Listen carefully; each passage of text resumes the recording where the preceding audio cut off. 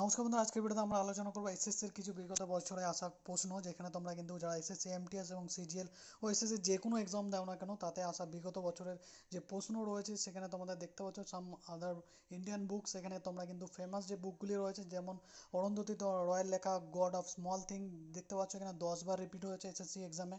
এবং জয়শঙ্কর প্রসাদের দেখতে পাচ্ছ কমায়নি, এবং তোমরা দেখতে পাচ্ছ আর নারায়ণ মূর্তির দেখতে পাচ্ছ bitter India a better world.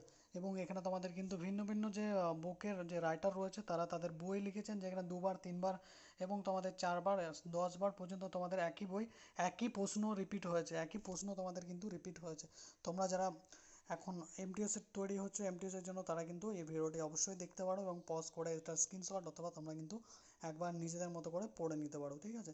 তো এটা কিন্তু তোমাদের খুব হেল্পফুল হবে। আর এসএসসি কিন্তু নিজের প্রশ্নই বিগত বছরে সেগুলি কিন্তু বারবার রিপিট করে, তো তোমরা কিন্তু এটা দেখে নিতে পারো, তোমাদের জন্য খুব হেল্প হবে।